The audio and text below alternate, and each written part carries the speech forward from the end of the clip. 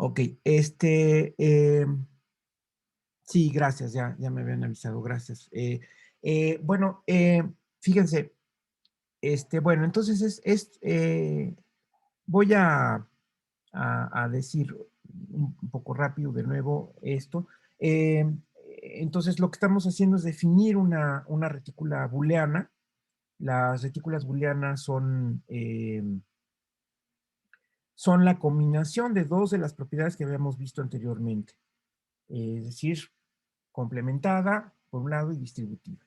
Entonces, la primera propiedad que es importante aquí es que el complemento resulta ser único, cosa que en nuestros ejemplos, bueno, en el ejemplo que habíamos visto de retícula complementada, recuerden, la de módulos no necesariamente, la de espacios vectoriales sí, siempre es complementada, pero en esa retícula sucede que el complemento no es único, ¿ok? Eh, ahorita me refiero a eso. Este, por lo pronto, este es el esbozo de la demostración donde ustedes demuestran que cualesquiera si suponen que hay dos complementos que en principio se escriben de manera distinta, pero a fin de cuentas demuestran que son iguales, cualesquiera dos complementos de un solo elemento, simplemente usan que ambos son complementos y por lo tanto tienen ustedes cuatro condiciones para utilizar y van a demostrar que B1 es igual a B2. Entonces la manera de hacerlo pues es partir de B1 y usar que B1 es igual a B1 ínfimo 1 y luego pues usar que el 1 a su vez se puede escribir de esta forma, ¿no? Es A supremo B2 y ahí desarrollar todo eso convenientemente hasta llegar a B2, ¿no? Lo mejor cuando ustedes escriben una demostración para demostrar que dos cosas son iguales, pues es empezar de un lado y terminar en el otro, ¿no? Digamos que esa es una forma, pues no sé, que a lo mejor se ve más elegante o, no sé, se lee mejor tal vez. Pero también pueden desarrollar un lado, desarrollar el otro y luego ver que llegan a algo común. También eso es válido, por supuesto, totalmente válido. Ok, entonces, en el ejemplo de espacios vectoriales, otra vez regresamos a nuestro ejemplo. em, ya sabemos que la retícula, si B es un espacio vectorial, es un K espacio, nuestra retícula de subespacios es complementada. Pero no necesariamente, es decir, cuando negamos una propiedad, lo más correcto es decir no necesariamente, ¿no? Porque si decimos no, sin el necesariamente, se puede interpretar como que nunca lo es, ¿verdad? Entonces, lo más correcto es decir, no necesariamente quiere decir que habrá algunos casos donde sí, pero en general no es complementado, el complemento no es único. No necesariamente el complemento es único, ¿no? Entonces, simplemente aquí, para demostrar eso con un contraejemplo, pues simplemente pongan ustedes el subespacio, el espacio R2, simplemente ponen ustedes el espacio R2, ¿verdad? Y aquí sabemos que todos los subespacios son el 0, por supuesto, el subespacio trivial, ahí está el espacio trivial, subespacio trivial, el subespacio total, y luego están las líneas rectas que pasan por el origen, ¿no? Todos estos son subespacios. Bueno, voy a poner dos, nada más para ejemplificar. Eh, ok, pero si ustedes toman entonces cualquiera de esas líneas, cualquier otra línea distinta de la primera, digamos si este es W, este, si W es una línea recta, Entonces, si W es cualquier, de hecho, cualquier subespacio de dimensión uno, entonces cualquier otro subespacio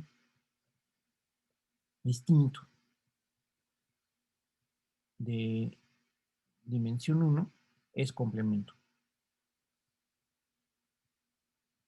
Es complemento de W, ¿verdad?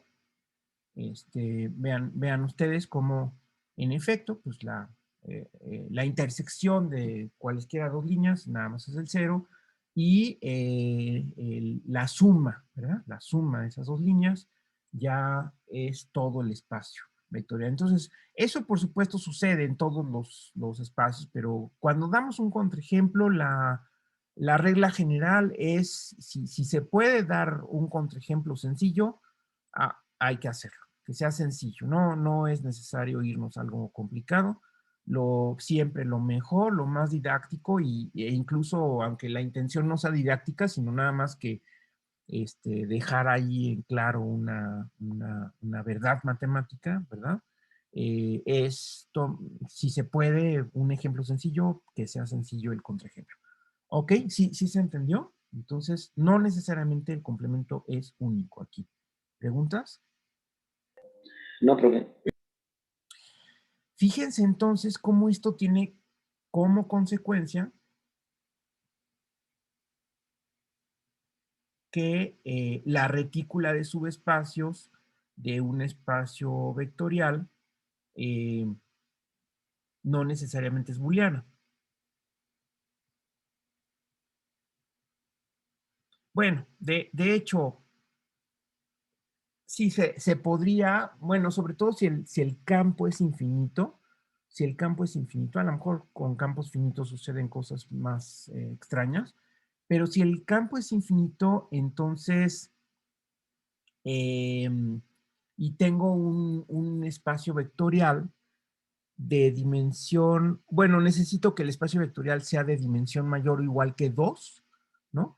Es decir, que quepa este dibujo, por decirlo así, con un campo infinito, como es el caso de los números reales. Este, basta que entonces que tenga dimensión mayor o igual que 2 y puedo siempre encontrar varios complementos de un subespacio, ¿no? Entonces, de hecho, en ese caso, la retícula sí podemos afirmar que no es booleana, ¿no? Pero bueno, por lo pronto lo escribo así. No resulta ser booleana esa retícula. Es decir, sí cumple una de las condiciones, sí cumple que es complementada, pero el complemento no es único, ¿no? No es único y por lo tanto no es distributiva. Esa es otra forma de darnos cuenta que no puede ser distributiva. Una manera de darnos cuenta pues es directamente tomar tres subespacios muy concretos, de hecho aquí los pueden encontrar, donde no se cumpla la ley distributiva. Eso sería una manera de darnos cuenta que no es distributiva, pero aquí, por otro lado, si ya vimos que el complemento no es único y por lo tanto la retícula no es booleana, entonces no puede ser distributiva, porque si fuera distributiva sería complementada y distributiva, es decir, sería booleana. Entonces no es distributiva. Ahí tienen ustedes otra manera de dar el contraejemplo de que no necesariamente la retícula de subespacios es eh, distributiva, ¿ok? Aun cuando estemos en una situación más fuerte respecto a los módulos. O sea, en los módulos ni siquiera podrían no haber ni siquiera complemento.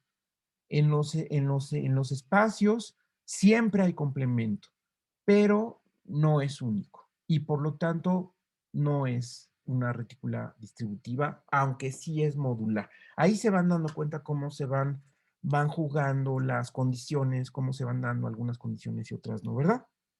¿Sí está bien? Preguntas hasta aquí. No, perfecto. Ok. Ahora, por otro lado, vamos al ejemplo clásico de retícula booleana. Tomar un conjunto cualquiera y entonces la retícula de subconjuntos es así, ya sin ninguna estructura de ningún tipo, es la retícula de subconjuntos, esa sí es una retícula booleana. Es una retícula booleana, ¿no? Aquí sí sabemos que es complementada y sabemos que es distributiva, ¿no? Ahí sí se da la distributividad entre la intersección y la unión. Aquí sí, ¿no? Entonces, vean cómo siempre se da el juego de tratar de trasladar ciertas condiciones que se dan en un ámbito familiar, trasladar a otro contexto, y a veces no se puede trasladar tal cual, es decir, se traslada parcialmente y hay propiedades que se pierden, por decirlo así, ¿no? Entonces, por ejemplo, recuerdan ustedes que de aquí transitamos a las, de aquí transitamos a las retículas de subestructuras de una estructura, ¿no? Cualquiera que se llame, ¿no? Le pongo X pensando que puede ser grupo, espacio, anillo, módulo, etcétera, ¿no? Pero ya esta propiedad de ser booleano ya aquí ya se pierde. Se pierde. Pero en los subconjuntos sí tenemos una retícula booleana, claramente porque está el conjunto complemento, el subconjunto que es el complemento, y porque la intersección sí se distribuye respecto a la unión. ¿Ok?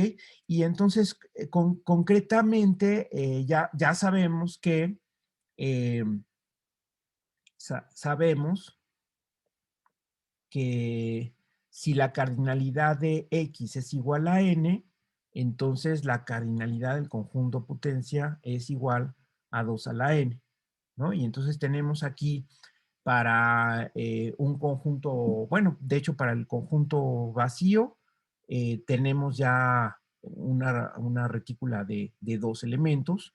Esto es, digamos, si la cardinalidad de X es igual a nada más es el conjunto vacío, o sea, que no tiene elementos. Entonces, si no tiene elementos, perdón, aquí si no tiene elementos, nada más es uno. Aquí nada más es un elemento, o sea, se colapsa totalmente la retícula. Es el propio X, o sea, X es el vacío, aquí, X es el vacío. Pero si tiene un solo elemento, entonces ya tenemos dos, ¿verdad? Es decir, que sería el vacío y el conjunto X que tiene un solo elemento. Si X tiene dos elementos, entonces ya tenemos cuatro, ¿verdad? Aquí está el vacío, aquí está X que tiene dos elementos y aquí están los conjuntos con un solo elemento, ¿no? Y ya si tenemos tres elementos, entonces tenemos 8 que se puede visualizar como una especie de cubo. Aquí estaría el diagrama de Hasse de esta retícula. A ver si, bueno, a ver si me entiendo así. A lo mejor hay que dibujarlo un poquito chueca para que se entienda. A ver, es así. Y luego lo voy a dibujar un poco así. Ahí está, eso es. Bueno, ahí está. Ok, y entonces hay que unir esto con esto y esto con esto. Ok, ahí está, ¿no? De acuerdo, acá está el vacío, es el elemento menor. Aquí está X, que es el conjunto con tres elementos. Aquí en esta parte están los subconjuntos con dos elementos.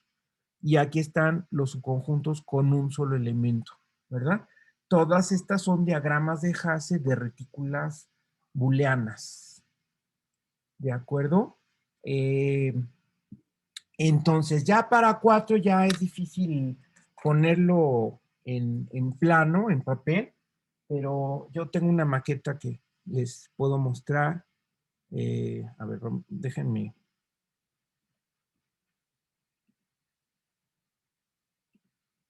Bueno, aquí está la retícula, a ver que se vea. Es la retícula de subconjuntos de un, a ver, acá de este lado mejor. Es la retícula de subconjuntos de un conjunto de 4 elementos y por lo tanto tiene 16 bolitas, ¿no? Ahí están 16 bolitas. Si alcanzan a ver, es como juntar dos cubos. No sé si se alcanza a ver. Hay un cubo abajo y un cubo arriba y se hace lo mismo que en el paso anterior, donde para dibujar el cubo se dibujan dos cuadrados y se unen los vértices correspondientes. Aquí es la misma idea, ¿no? Es un cubo que se, digamos, se intercala con otro cubo, el cubo de abajo, cubo de arriba, y luego se unen los vértices correspondientes. Así se forma la retícula de subconjuntos de un conjunto de 4 elementos. ¿De acuerdo? Entonces, tiene las mismas características, bueno, en particular los complementos. Si se fijan que todo elemento tenga complemento, es tomar un elemento y el complemento sería el que está, digamos, del otro lado, del lado contrario, la antípoda, por decirlo así, como cuando en la esfera terrestre decimos que el punto antípoda de nosotros es un punto que está en Australia, ¿no? O sea, el punto que está exactamente del otro lado de la Tierra. Bueno, aquí el antípoda de este sería este, y cada elemento tiene un antípoda único, ¿no? Y ese es el complemento, de tal manera que cuando calculamos el ínfimo nos da el menor, y cuando calculamos el supremo nos da el mayor. ¿De acuerdo? Bueno, entonces me regreso a la pizarra. No sé si hasta aquí hay preguntas. No, profe. Bueno, esas son retículas booleanas y en cada caso el complemento es único. Aquí también se ven muy claramente los átomos que están definidos en la tarea. Entonces, ¿qué cosa es un átomo? Pues es un elemento, se podría definir como un elemento mínimo de la retícula que se obtiene de quitar el elemento menor, ¿verdad? Entonces, esos elementos mínimos son justamente los que están arriba del menor. Es decir, en este caso serían estos tres, ¿verdad? En este caso son dos. En este caso, el propio conjunto es átomo, ¿no? Digamos, de aquí en adelante. Eso es lo que pasa. Entonces, también se ve claramente que una retícula booleana tiene sus átomos muy definidos y también sus coátomos, que serían las contrapartes, ¿no? Es decir, o los complementos de cada átomo son coátomos. Este, y las retículas booleanas, como hemos visto en estos casos,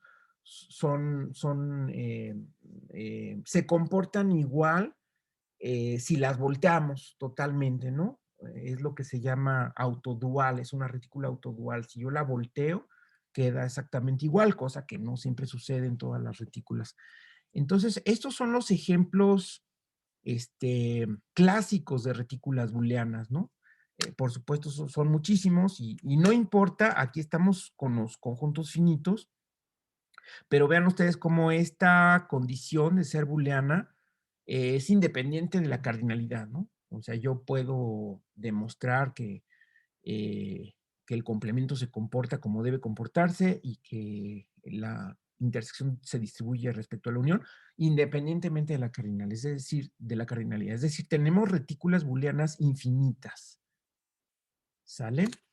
Bueno, entonces ahora, para complementar esa situación, este, eh, bueno, déjenme compartir la tarea, pero para compartir la tarea, primero tengo que abrirla. A ver si... Ah, bueno, aquí está. Aquí está, ok. Entonces, ok. Entonces, déjenme compartir ahora sí la tarea. Mm. Aquí está. Bueno, entonces ahí está la tarea. En la parte final se habla de retículas booleanas. Ah, bueno, sí, aquí está en efecto el ejercicio de nada más que está expresado de manera equivalente. Es decir, ahorita hace rato les comenté que toda retícula booleana, en toda retícula booleana, cada elemento tiene un complemento único. Aquí se agrega otra cosa, ese complemento único resulta ser el mayor de este conjunto, ¿no? Es el mayor de los elementos cuyo ínfimo con A es el cero, donde cero es el elemento menor. Entonces eso por un lado, digamos, es algo adicional que ustedes pueden demostrar, que también es muy fácil de demostrar, que es el mayor de este conjunto. Y por otro lado, en el ejercicio también se pide el regreso. Es decir, si suponemos que cada elemento tiene un único complemento, bueno, ya de entrada ya es complementada, porque ya estamos suponiendo la existencia, además única, pero estamos suponiendo la existencia de un complemento, entonces es complementada. Ya nada más tienen que demostrar que es distributiva. ¿Ok? Entonces ahí es donde les sirve esta información, de que es el elemento mayor de este conjunto. Entonces, eso es un ejercicio adicional. Si suponen eso, entonces pueden demostrar que la retícula es distributiva. Ok, luego vienen las definiciones de átomo. Ahí está, un elemento se llama átomo si es mínimo del conjunto de los elementos que están por encima del cero.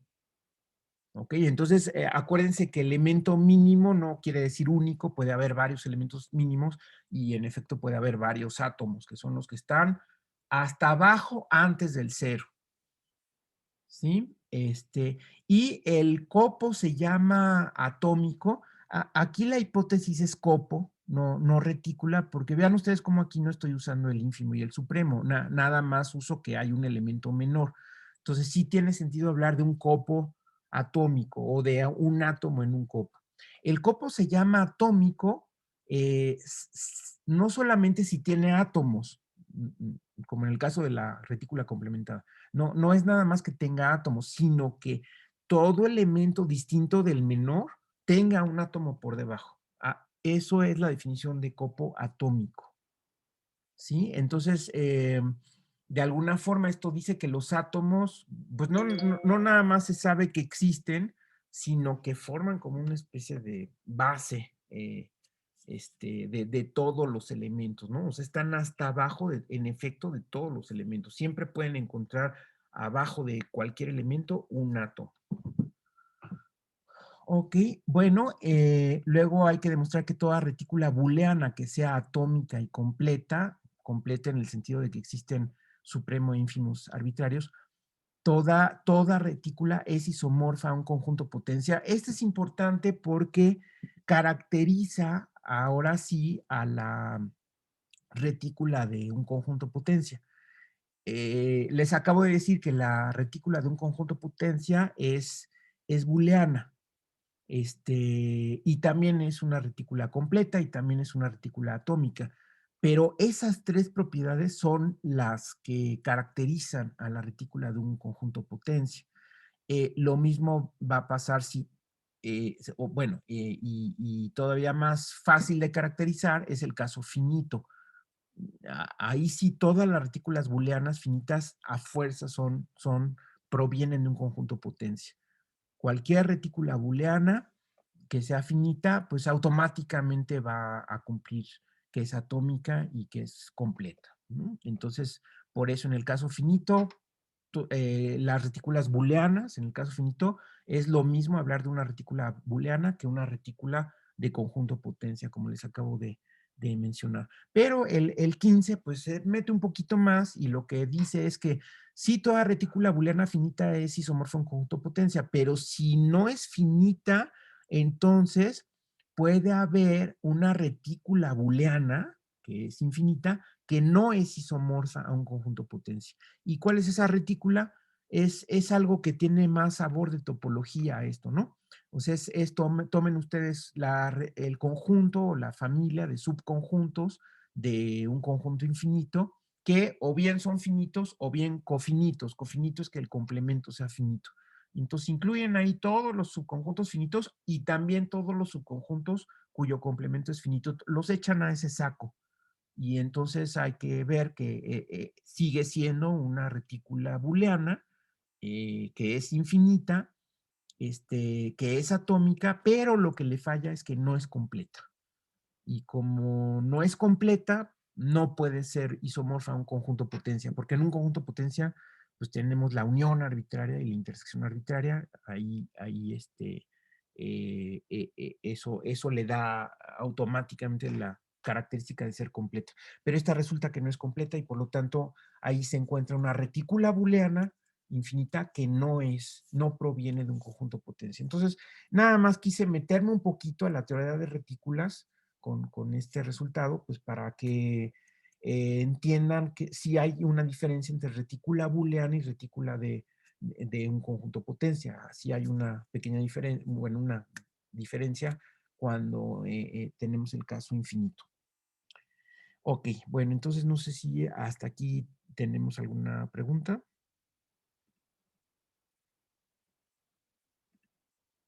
O algún comentario, ya que estamos acabando ya, ahora sí ya, ese es todo el material de la tarea. Como les dije a Iracema y a Juan Manuel el trimestre pasado que tomaron ellos el curso de álgebra lineal, no es obligatorio entregar todos los ejercicios. Pueden entregar sobre todo los ejercicios que a ustedes les interesa que yo los revise, ¿verdad? Si ustedes ven que es claro cómo ustedes hacen el ejercicio, si no tienen ninguna duda, mm, lo pueden entregar nada más así para que lo revise, pero sobre todo los ejercicios que tienen duda y me pueden poner alguna anotación, o que aunque les salió el ejercicio, tienen duda de si está bien escrito, pues también lo pueden entregar, ¿no? Esa sería la consigna para las tareas. Ok, bueno, entonces no sé si vamos bien, si hay alguna pregunta hasta aquí.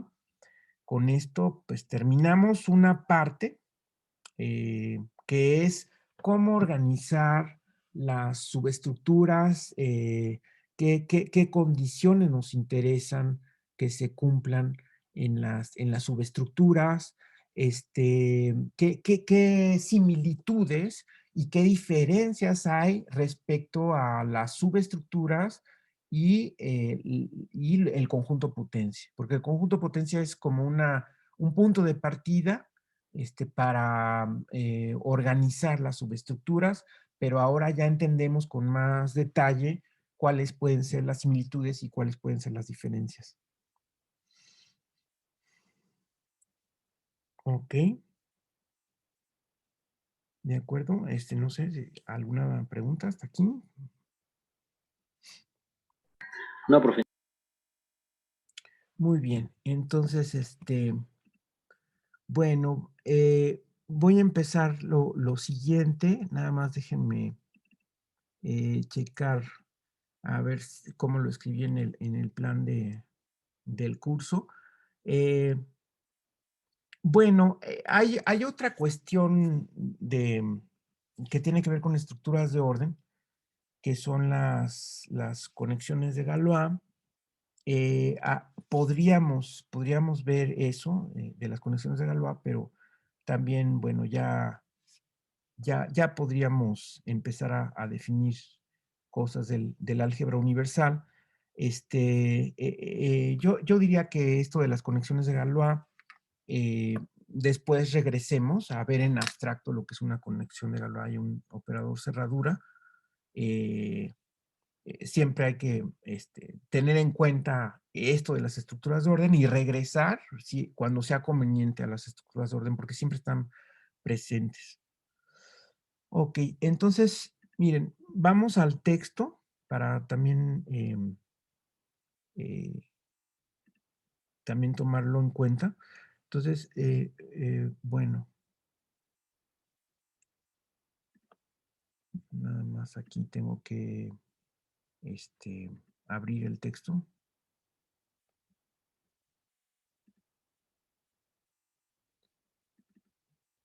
Entonces, todavía estamos en la parte de preliminares y retículas. A ver, déjenme ver si...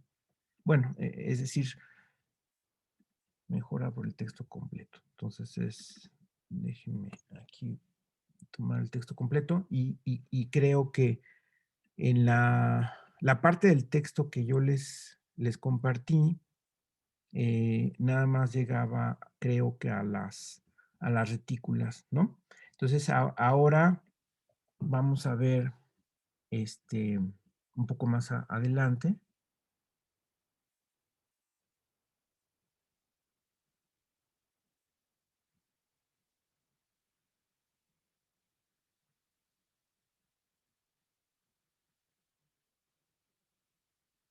Bueno, a ver,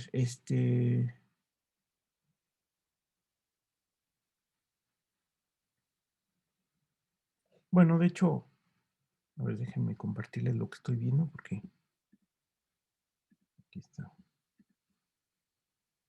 Bueno, muy bien. Entonces aquí está el texto. Eh, Creo que nada más les compartí el capítulo 1 y 2, o nada más el 1, no recuerdo. Según yo, solo fue el uno. Solo el 1, ok. Entonces, bueno, aquí está un poco saltado. En el capítulo 4 habla de retículas booleanas. eh, si lo quieren consultar, es hasta el capítulo 4. Pero ahora lo que me interesa es el capítulo que dice elementos de álgebra universal, que es el capítulo 2. ¿Okay? Entonces eso es lo que vamos a ver. El capítulo 4 habla de retículas booleanas y al mero principio pueden ustedes checar la definición. Eh, Voy a compartírselo, esa parte por lo menos. Y vamos a ver el inicio del capítulo 2. Es decir, no vamos a ver todo el libro, claro, porque pues, es muy extenso. También es toda una teoría de álgebra, el álgebra universal. Pero nada más voy a ver la primera parte. Perdón, es que esto está muy lento y me quiero regresar al principio. Entonces, nada más voy a empezar con la definición de álgebra universal para que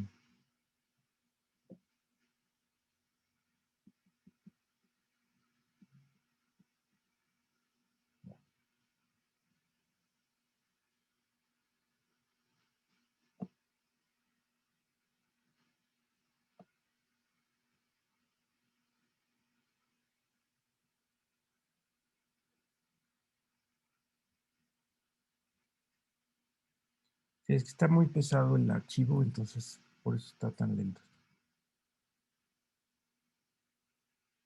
Bueno, yo creo que mejor me voy directamente a la pizarra porque esto está excesivamente lento.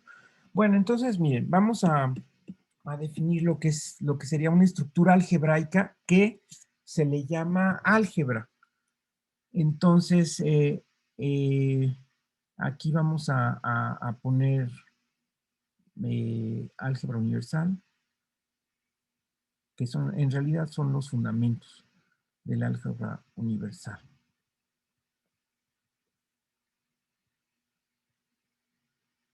Entonces vamos a definir un álgebra, es decir, vamos a usar esa misma palabra que hay que tener cuidado porque siempre tiene distintas connotaciones. Por ejemplo, eh, álgebra, por supuesto, es la rama de las matemáticas de la que ya hemos hablado, que al principio se enfocaba hacia la resolución de ecuaciones y ahora en la actualidad, pues es el estudio de estructuras con operaciones. Esa es una connotación. Pero también hay una estructura particular que es, digamos, la combinación de un anillo y un espacio vectorial. A eso se le llama álgebra también. Y número 3, ahora este texto y algunos otros le llaman álgebra a una estructura algebraica en abstracto. Entonces, una álgebra o también le podemos llamar estructura algebraica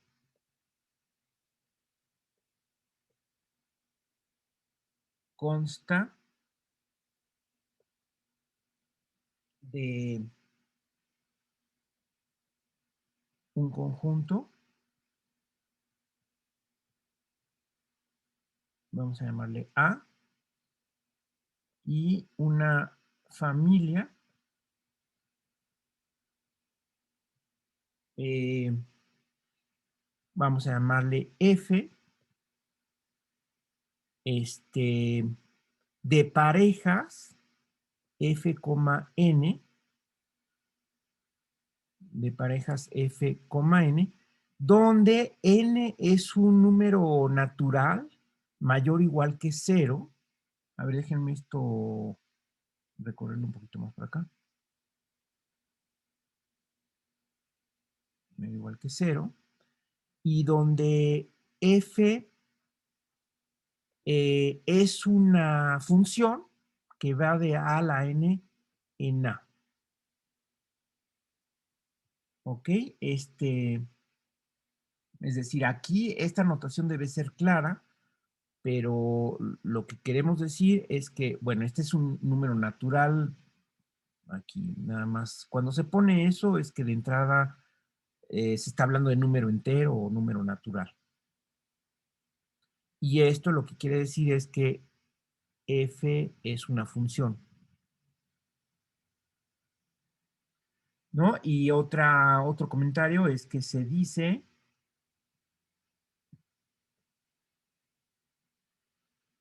que f de a a la n en a es una operación n área sobre el conjunto A. Fíjense entonces que tenemos aquí ciertos casos particulares importantes o usuales,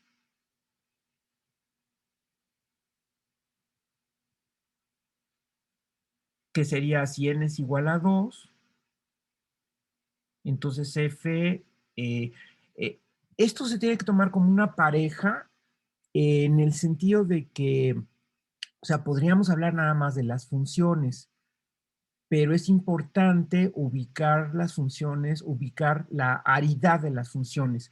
Aquí otra parte de la nomenclatura, déjenme entonces esto recorrerlo un poquito acá. Esta es una operación n área sobre A y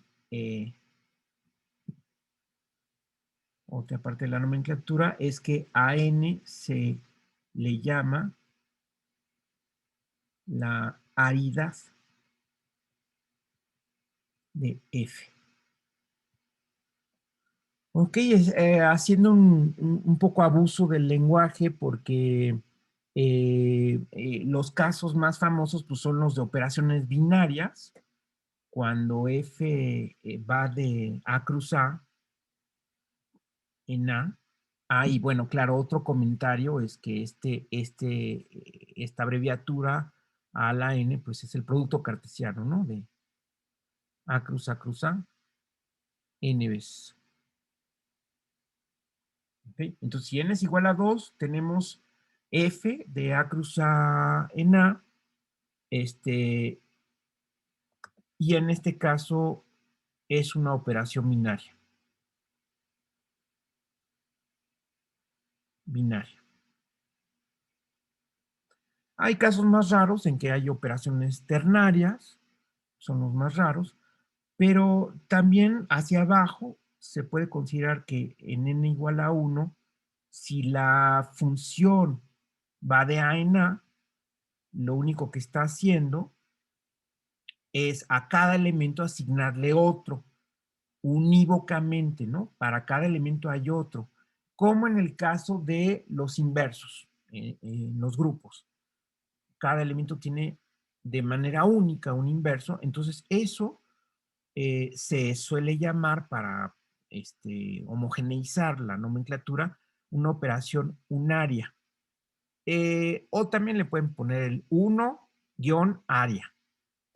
Y en el caso de n igual a 0, eh, aquí vamos a considerar que a la 0, por convención, bueno, aquí por supuesto a la 1 es nada más a, y a la 0 es el conjunto que tiene un solo elemento. Pueden ponerle estrella o pueden ponerle vacío, como quieran ustedes, ¿verdad? Entonces, cuando tenemos a n igual a 0, sí es como en los números, ¿no? Donde en los números por convención a la 0 es 1. Entonces aquí podríamos decir que elevar a la 0 un conjunto, pues es considerar el conjunto que tiene un solo elemento. Y cuando consideramos como dominio a un conjunto con un solo elemento, entonces, ¿qué estamos haciendo aquí? ¿Qué función sería esta? ¿Qué tipo de función es esta? Pues es nada más elegir un elemento distinguido de A, ¿no? Es decir, una operación ceroaria. Aquí tal vez sí conviene poner ceroaria para que no quede tan escrito de manera tan fea en castellano, pues es ceroaria. Eh, es elegir un elemento distinguido, ¿no?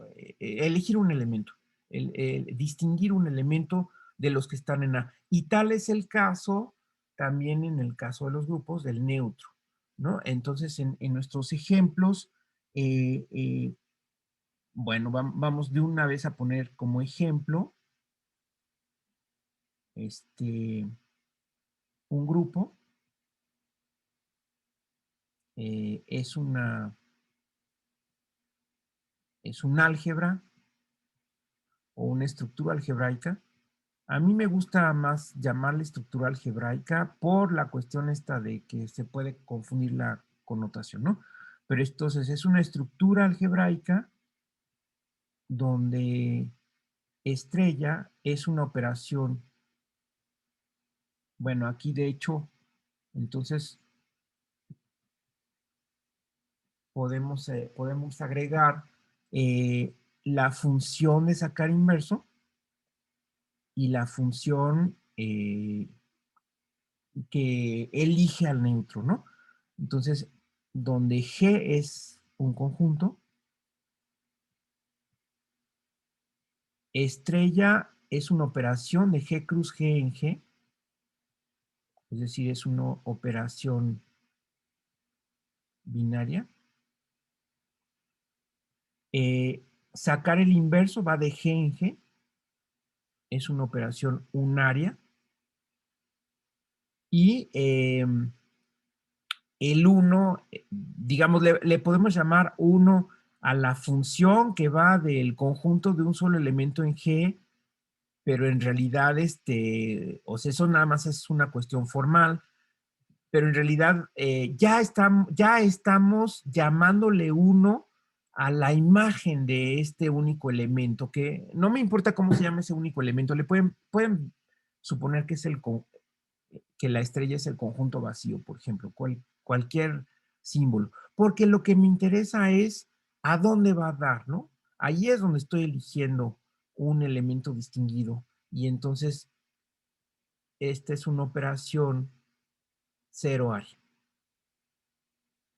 Entonces, así es como estamos tomando en cuenta la estructura algebraica.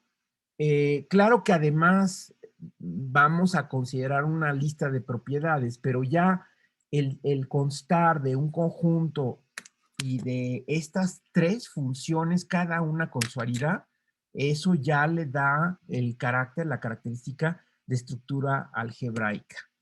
¿Sí? Aquí, entonces, para usar la notación, se escribe el conjunto, y luego se enlista, bueno, si es que es un número finito, porque aquí de entrada podemos tener un número infinito, se enlistan las operaciones, las funciones, y generalmente, bueno, la aridad nada más se piensa implícitamente qué aridad tiene cada una de esas funciones. La convención es que cuando tenemos un conjunto finito, primero enlistemos las operaciones de aridad mayor, es decir, aquí si yo le pongo aquí un número para la aridad, pues este sería de aridad 2, de aridad 1 y de aridad 0. Y vamos en de izquierda a derecha, vamos escribiendo las funciones de mayor aridad a menor aridad. ¿Ok? Este es nuestro primer ejemplo, el caso de un grupo. ¿Sí vamos bien? ¿Sí se entiende? Sí, profe. De hecho, vamos a recuperar nuestros 3 ejemplos fundamentales, ¿no? ¿Se acuerdan que era un grupo? Todas sus variantes, todas las variantes de grupo, es decir, acuérdense que era grupo abeliano, semigrupo y monoide. Bueno, en el caso del semigrupo y monoide se reduce el número de, de operaciones, ¿no? Fíjense cómo en semigrupo no tenemos ni neutro ni inversos. Entonces, en semigrupo nada más se reduce, a ver si quieren lo comentamos aquí. Si tenemos un semigrupo, nada más sería el conjunto con la operación binaria. Si tenemos un monoide, tenemos el conjunto, la operación binaria y nada más el neutro. ¿Ok? Cuando tenemos un grupo tenemos esto, y cuando tenemos un grupo abeliano también tenemos una estructura del mismo tipo. ¿Qué cosa va a distinguir un grupo de un grupo abeliano si tienen una estructura algebraica del mismo tipo? Pues las propiedades, ¿no? Es decir, la definición de un grupo no nada más se reduce a decir es una estructura algebraica o es un álgebra con tales operaciones de tal aridad, sino que hay que decir las propiedades, ¿verdad? Porque esta función lo único que me dice es que a cada elemento le asocia a otro, pero tengo que decir qué le sucede a ese otro elemento asociado. Lo que tengo que decir es que cuando opero el elemento del dominio en esta función, el elemento del dominio con su imagen, cuando las opero de una y de otra forma, me dan el elemento que elegí acá. ¿Ven ustedes? Es decir, sí hay que decir además cuáles son esas propiedades. ¿Ok? Todo esto a lo mejor parece un poco, ¿qué les diré? Ocioso, ¿no? Eh, si ya habíamos entendido lo que es un grupo, como que qué sentido tiene, digamos, elaborar todavía más la nomenclatura y la notación. Pero recuerden, la intención es agrupar lo más formalmente para poder hacer una teoría general a todas estas estructuras de una forma homogénea, ¿no? Entonces, la manera de hacerlo es así, con esta lista de operaciones con su aridad. Ok, ahora fíjense, espero que me dé tiempo por lo menos de terminar el segundo caso,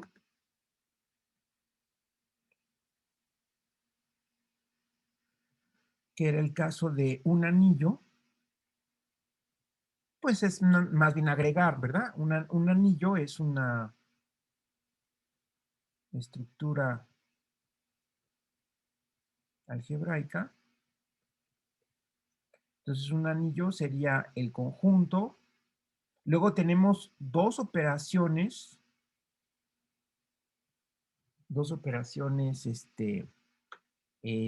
bueno, sí está bien, dos operaciones binarias.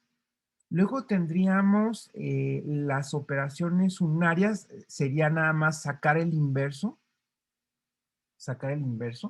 el inverso aditivo. Bueno, aquí no sé si se entiende esta notación.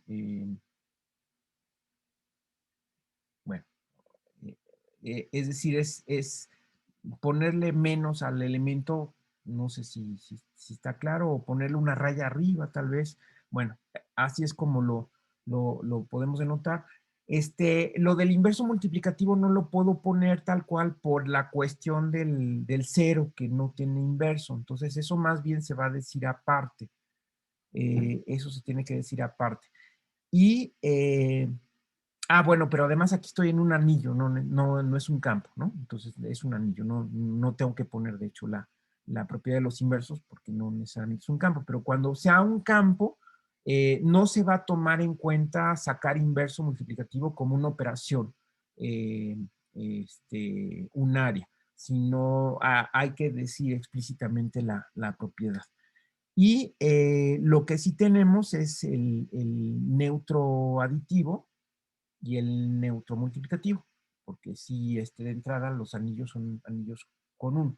Y si ponemos de manera resumida las aridades, pues tendría aridad 2, 2, aridad 1 y aridad 0, estos dos, ¿no? Entonces, recuerden ustedes que tenemos dos operaciones binarias, una operación de sacar inverso, el neutro aditivo y el neutro multiplicativo, pero todo se agrupa en una familia de operaciones enearias. ¿Sí? ¿Sí está bien? Además con las propiedades consabidas, ¿no? Es una estructura algebraica de tipo, de tipo ¿no?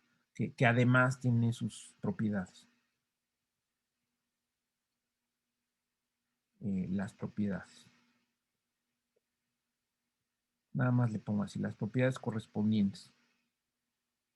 ¿Sí? Que esté claro, que no, no es que esté redefiniendo, ¿no? Sino nada más estoy reconociendo a estas estructuras algebraicas como de este tipo, ¿no? Con las propiedades consabidas, con las propiedades correspondientes. O sea, siempre hay que tomar en cuenta las propiedades correspondientes. Ok, y por último, para no dejar el hueco, ¿qué pasa con un A módulo? Ahí es interesante porque nada más les voy a decir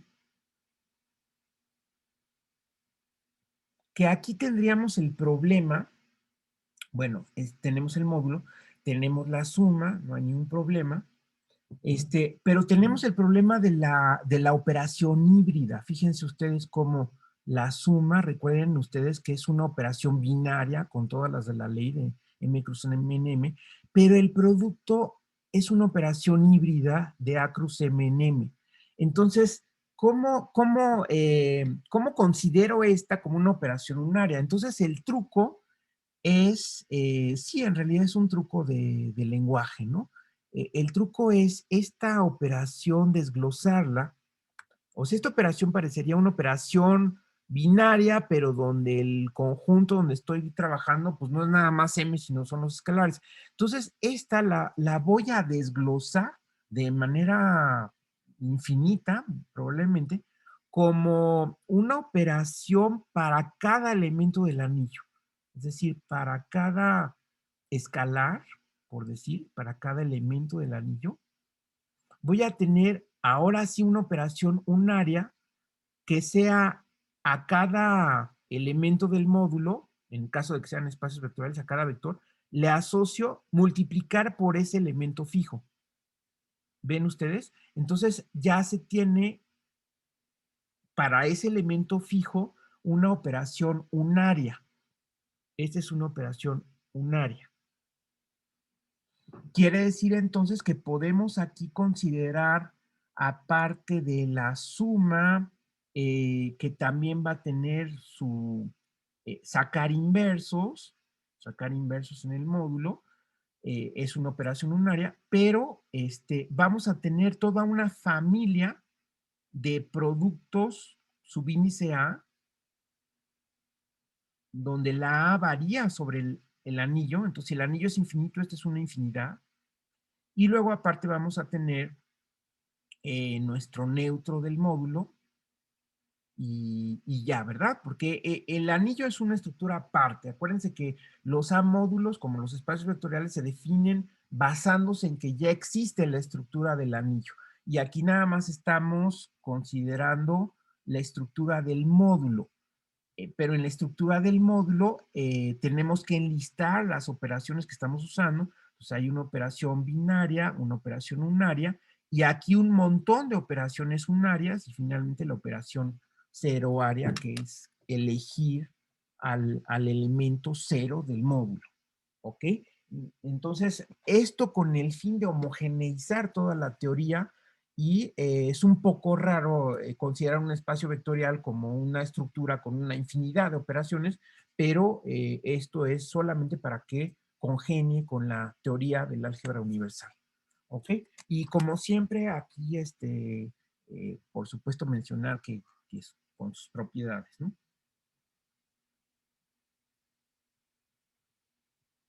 Bueno, entonces aquí ya hemos agrupado estos tres objetivos fundamentales de nuestro curso y sus variantes como parte de una descripción general de lo que es un álgebra, como le llama el texto, o una estructura algebraica, que es muy sencillo en el sentido de que nada más es un conjunto y una lista posiblemente infinita de operaciones de aridad, la que ustedes quieran. Noten ustedes que la aridad se puede repetir, ¿no? Es decir, yo puedo tener varias funciones de aridad 2, varias funciones de aridad 0, etcétera, ¿no? Pero siempre debe ser un número que esté asociado a la operación a considerar. Y todas las operaciones trabajan sobre el mismo conjunto. Ok, no sé si tengan alguna pregunta al respecto.